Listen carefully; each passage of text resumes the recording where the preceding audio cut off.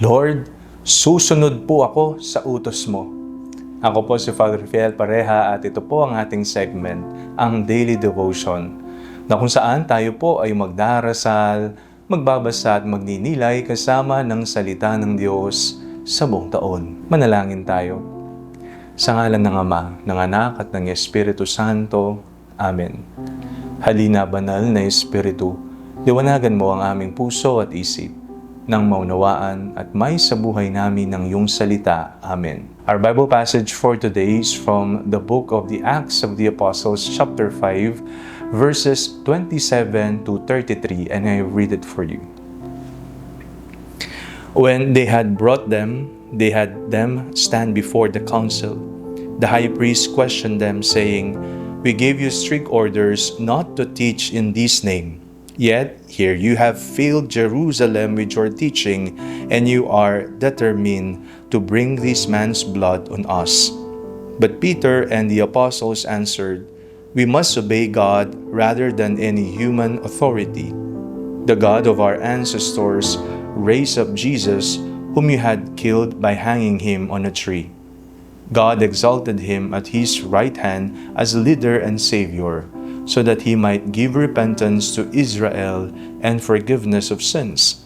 And we are witnesses to these things, and so is the Holy Spirit whom God has given to those who obey him." When they heard this, they were enraged and wanted to kill them. Sanay po tayong sumunod sa mga batas at alituntunin ng ating bansa. Mula sa simpleng pagtawid sa tamang tawiran, pagsunod sa mga traffic lights, hanggang sa pagbabayad ng buwis. Alam po natin na mahalaga ang pagsunod para sa kaayusan at kabutihan ng lahat. Itinuturo sa atin mula pa pagkabata na ang pagiging mabuting mamamayan ay nakikita sa ating paggalang sa batas. Hinaharap tayo ng ating pagbasa sa isang mas malalim na tanong tungkol sa pagsunod. Dinala ang mga apostol sa harap ng Sanhedrin at pinagbawalan silang mangaral tungkol kay Jesus. Ngunit matapang nilang sinabi, "Mas dapat naming sundin ang Diyos kaysa sa tao." Hindi nila tinanggihan ang kahalagahan ng batas, ngunit kinilala nila na may mas mataas na otoridad at ito ang Diyos. Hindi po madaling gawin ang ganitong uri ng pagsunod. Ang pagsunod sa Diyos ay kadalasang may kaakibat na sakripisyo. Para sa mga apostol, ito po'y panganib, pag-uusig at posibleng kamatayan.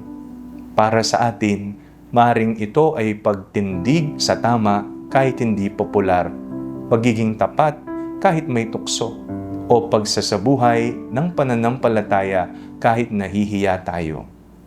Minsan, ang pagsunod sa Diyos ay nangangahulugan ng paglabas sa ating tinatawag na comfort zone at pagtitiwala na siya na ang bahala sa atin.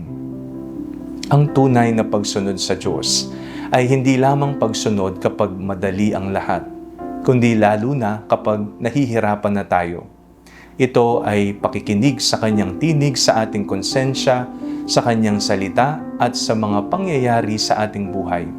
At kapag pinili nating sundin siya, kahit may kapalit na hirap, doon natin mararanasan ang tunay na kalayaan at kapayapaan sa buhay. Ang kalayaang hindi kayang ibigay ng mundo. Kanino tayo tunay na sumusunod? Sa takot ba sa tao o sa tiwala na hatid ng Diyos? Manalangin po tayo. Panginoon, bigyan mo kami ng lakas ng loob na sundin ka higit sa lahat. Turuan mo kaming maging tapat at matatag sa gitna ng pagsubok. Naway, piliin namin ang iyong kalooban sa bawat araw ng aming buhay. Amen.